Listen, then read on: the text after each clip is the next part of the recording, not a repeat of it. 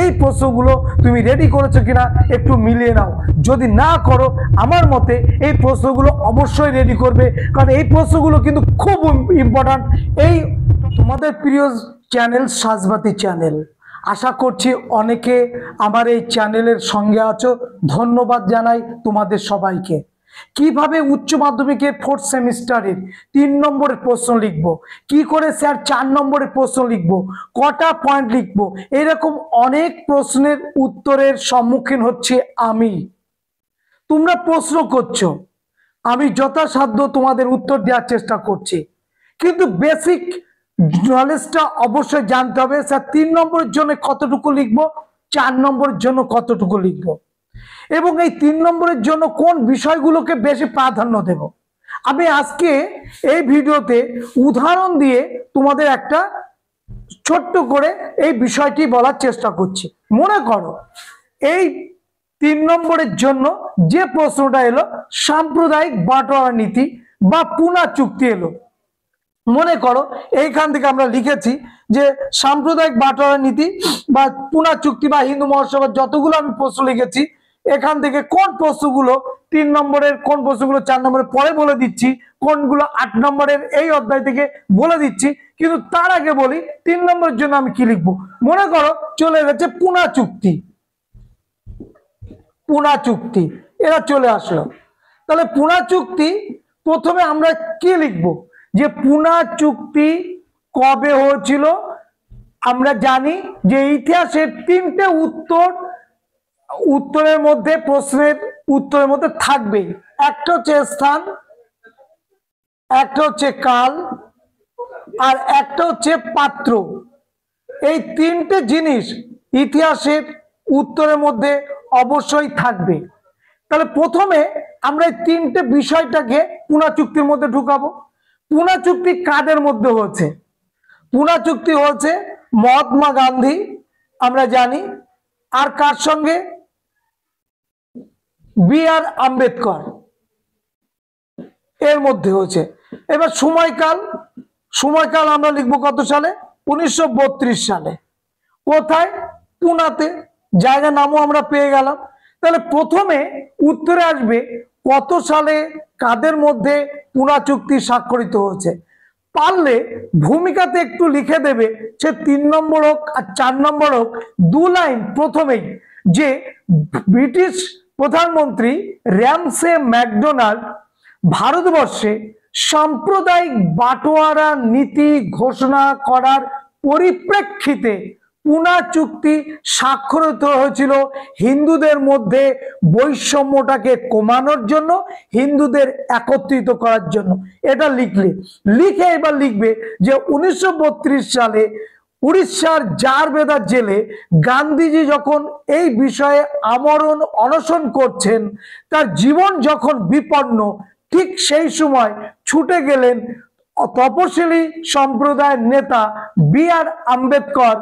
গান্ধীজির জীবনকে বাঁচাবার জন্য, যে সাম্প্রদায়িক এই রাজনীতিকে বন্ধ করবার জন্য, সেটা হচ্ছে এই পুনা চুক্তির মাধ্যমে। কিভাবে? সেখানে সিদ্ধান্ত হলো যে গান্ধীজি পুনা চুক্তিতে স্বাক্ষর করবেন এবং তিনি বি.আর. আম্বেদকরের সঙ্গে সমঝোতায় আসবেন। কি সমঝোতা? যে আমরা উচ্চ বর্ণের হিন্দু এবং নিম্ন বর্ণের হিন্দুরা একই সঙ্গেই আমরা নির্বাচনে লড়বো, কিন্তু সেইখানে আম্বেদকর দাবি করেছিল যে আসন সংখ্যা ওদের জন্য দ্বিগুণ করতে হবে। গান্ধীজি সেটা মেনে নিয়ে এই হিন্দুদের মধ্যে যে বিভাজন ব্রিটিশ প্রধানমন্ত্রী র্যামসে ম্যাকডোনাল্ড করেছিলেন, সেটাকে রোধ করা গিয়েছিল। বুঝা গেল কি বললাম? তাহলে এইগুলো আমার মূল বক্তব্য। 3 নম্বরের জন্য মূল বক্তব্য এটা। কেন পুনা চুক্তি হয়েছিল, কি কারণে পুনা চুক্তি হয়েছিল, কাদের মধ্যে পুনা চুক্তি হয়েছিল, সেখানে কি ড্রিল হলো বা কি সমঝোতা হলো, বা চুক্তির মাধ্যমে বি.আর. আম্বেদকর এবং গান্ধীজির মধ্যে কি শর্তগুলো নিজেদের মধ্যে আলাপ আলোচনার পরিপ্রেক্ষিতে সমঝোতা হলো, সেটা লিখতে হবে। লিখলেই কিন্তু আমার এখানে উত্তর কমপ্লিট হয়ে যাবে, এর বেশি আমার আর দরকার নেই। এবারে ছোট্ট করে একটা উপসংহার লিখবো যে পুনা চুক্তির মধ্য দিয়ে যে বিভাজনের খেলা ব্রিটিশ প্রধানমন্ত্রী র্যামসে ম্যাকডোনাল্ড মুসলিম লীগের কথা মতো বা বি.আর. আম্বেদকরের চিন্তাধারার সঙ্গে মিল রেখে ভারতবর্ষে চালু করতে গিয়েছিলেন, সেটা আখেরে তার পক্ষে কিন্তু শেষ হাসি আর হাসেনি। কারণ বিভাজনটা রুখতে সক্ষম হয়েছিলেন মহাত্মা গান্ধী পুনা চুক্তির মধ্য দিয়ে। লিখে আমি উপসংহারটা লিখে আসলাম। তাহলে এইটুকু লিখলেই কিন্তু আমার 3 নম্বর। এইবার মনে করো এটাই 4 নম্বরে আসবে, পুনা চুক্তি। এবার মনে করো এটা 4 নম্বরে আসলো। তাহলে এর সঙ্গে যোগ হবে কি? প্রতিক্রিয়া। এর সঙ্গে যোগ হবে প্রতিক্রিয়া এবং ছোট্ট করে একটুখানি গুরুত্ব। আর গুরুত্ব লিখলে উপসংহার আর দরকার নেই। বুঝে গেল কি বললাম? তাহলে এইভাবে আমরা 3 নম্বরের প্রশ্নগুলো লিখবো, 4 নম্বরের প্রশ্নগুলো লিখবো। 3 নম্বরের যে প্রশ্নটা লিখছি তার সঙ্গে দুটো কি একটা পয়েন্ট যোগ হবে, তার বেশি নয়। যেমন এখানে রয়েছে মনে করো সিমলা দৈত্য, সিমলা ডেপুটেশন বা সিমলা দৈত্য, এটা শুরু হচ্ছে। আমরা জানি যে সিমলাতে যখন লর্ড মিন্টো আছেন তখন মুসলিম প্রতিনিধি 35 জন প্রতিনিধি নিয়ে ওখানে যাবেন, কে? আগা খান, তাই তো? তো সেখানে গিয়ে কি হবে? তারা কি বলে এলো? তারা বলে এলো যে ইংরেজদের সঙ্গে আমরা আছি, ইংরেজদের শাসন ব্যবস্থার সঙ্গে আমরা আছি, মুসলিমদের জন্য আসন সংরক্ষণ করতে হবে, মুসলিমরা কোনো চাকরি না দিয়ে তাদেরকে চাকরিতে নিয়োগ করতে হবে, সরকারি এবং বেসরকারি চাকরিতে মুসলিমদের অগ্রাধিকার দিতে হবে, জেলা বোর্ড, পৌর বোর্ড বা মিউনিসিপ্যালিটি বোর্ড, বিভিন্ন কমিটিতে মুসলমানদের রাখতে হবে। মিন্টো আশ্বস্ত করেছিলেন, হ্যাঁ আমি রাখবো, এবং সেই কথা মতো তারা কিন্তু একটা বিভাজনের খেলা খেলে দিল হিন্দুদের মধ্যে, মুসলমানদের মধ্যে। এটা হচ্ছে সিমলা দত্তের মূল বক্তব্য। এইটা আমি লিখে আসবো 3 নম্বরের জন্য। কত সালে, কাদের মধ্যে, কোথায় সিমলা দত্ত হয়েছিল, বা এই ডেপুটেশনটা কারা দিতে গেল, কোথায় দিতে গেল, কার কাছে দিতে গেল, এটা লিখলাম। লেখার পরে ওই যে সিমলা দত্ত আগা খান নেতৃত্বে যে উচ্চ বংশীয় মুসলিম নেতারা তারা গেল ডেপুটেশন দিতে, সে ডেপুটেশনের ধারাগুলো কি কি ছিল, যেগুলো বললাম। 1 নম্বর, মুসলমানদের চাকরিতে সংরক্ষণ দিতে হবে। 2 নম্বর, মুসলমানরা কোনো চাকরি পরীক্ষা না দিয়ে সরাসরি তাদেরকে উচ্চ পদে চাকরিতে নিয়োগ করতে হবে। মুসলমানদের স্বার্থ তাদের দেখতে হবে, মুসলমানরা শিক্ষার অধিকার যাতে পায় সেদিকে নজর দিতে হবে। জেলা বোর্ড, পৌর বোর্ডে মুসলমানদের প্রতিনিধি নিয়োগ করতে হবে। মুসলমানরা সরকারি এবং বেসরকারি জায়গায় যারা চাকরি পায় তার ব্যবস্থা করতে হবে। এগুলো 1, 2, 3 করে আমি লিখে আসবো। লিখে আসার পরে আমরা কি লিখবো? সে লাস্টে যে মুসলিমদের স্বার্থ রক্ষার জন্যই সিমলা ডেপুটেশন বা সিমলা দত্ত দেওয়া হয়েছিল লর্ড মিন্টোর কাছে। কারণ মুসলিমরা ভেবেছিল এই ভারতবর্ষে হিন্দুদের স্বার্থ ভিন্ন, মুসলমানদের স্বার্থ ভিন্ন, হিন্দুরা আলাদা সংস্কৃতি, মুসলমানদের আলাদা সংস্কৃতি, সুতরাং এই স্বতন্ত্র জাতিদের আলাদা তাদের নির্দিষ্ট জায়গাতেই তারা থাকবে। এইভাবে কিন্তু সিমলা দত্তটা আমরা উপসংহার টেনে আসবো। এটা 3 নম্বরের জন্য। যদি 4 নম্বর আসে আমরা সিমলা ডেপুটেশনের গুরুত্বটা লিখে আসবো বা ফলাফল লিখে আসবো বা নেতিবাচক প্রভাবটা লিখে আসবো, আমার উত্তর কমপ্লিট হয়ে গেল। তাহলে বুঝতে পারছো, দুটো উদাহরণ দিলাম। এই দুটো উদাহরণের মধ্য দিয়ে তুমি অবশ্যই বুঝতে পেরেছো যে আমাদের 3 নম্বরের জন্য কতটুকু লিখতে হবে আর 4 নম্বরের জন্য কতটুকু লিখতে হবে।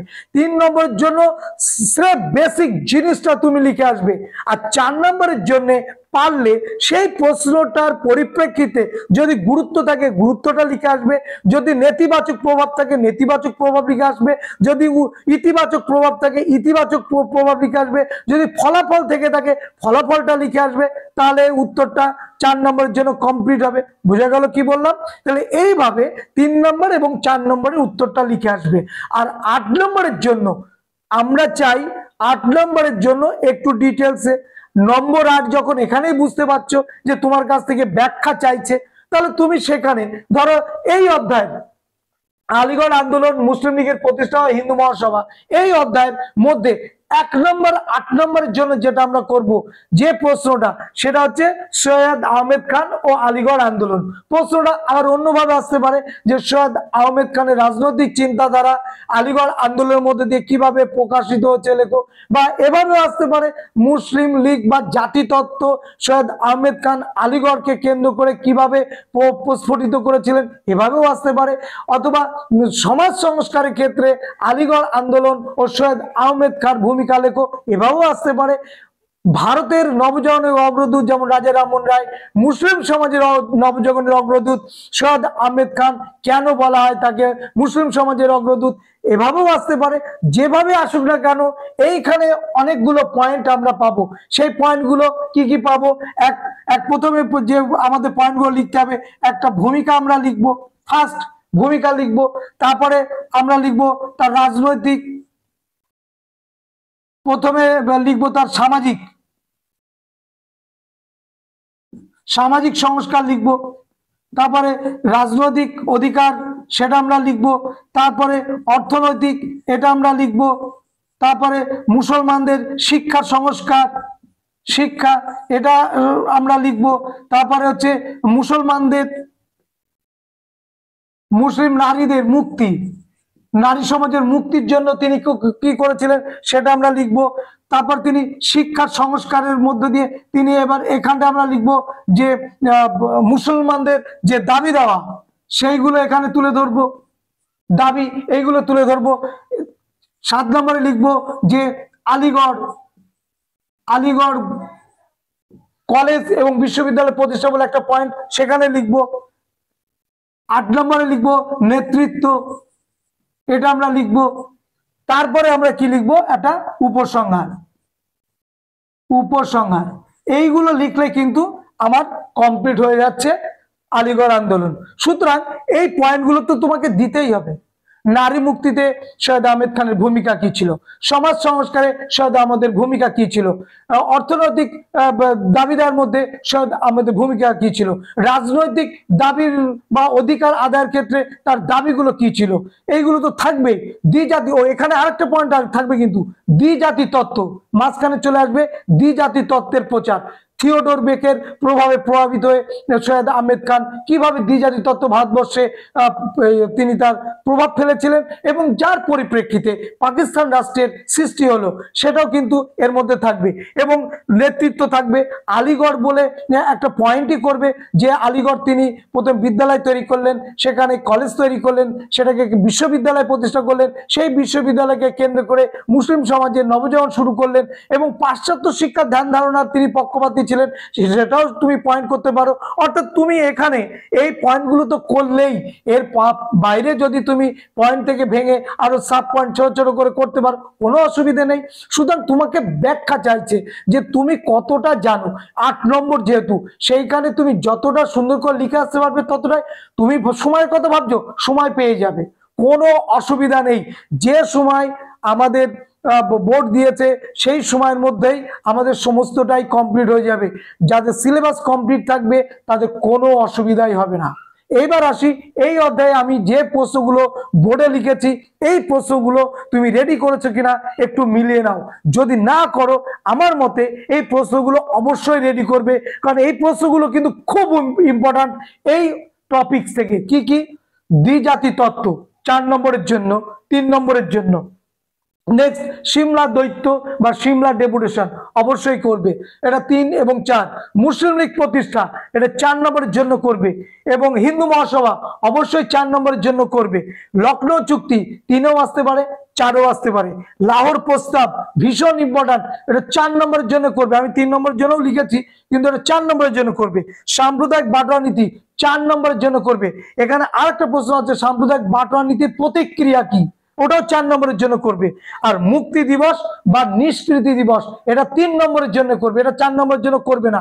আর লাস্ট বলবো, এই অধ্যায় থেকে সব থেকে বেশি ইম্পর্টেন্ট প্রশ্ন সৈয়দ আহমেদ খান ও আলীগড় কলেজ, এই প্রশ্নটা অবশ্যই করবে। সুতরাং এইখান থেকে এই প্রশ্নগুলো কিন্তু করতেই হবে।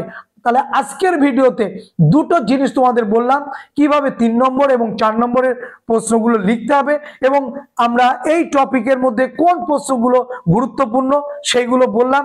আশা করছি তোমরা এইগুলো দেখবে এবং এইগুলো রেডি করবে।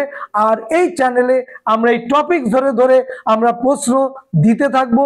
তোমরা আশা করছি চ্যানেলের পাশে থাকবে এবং এই চ্যানেলটাকে আরো তোমাদের মতো করে এগিয়ে নেওয়ার জন্য আমাকে উৎসাহ দেবে। ধন্যবাদ।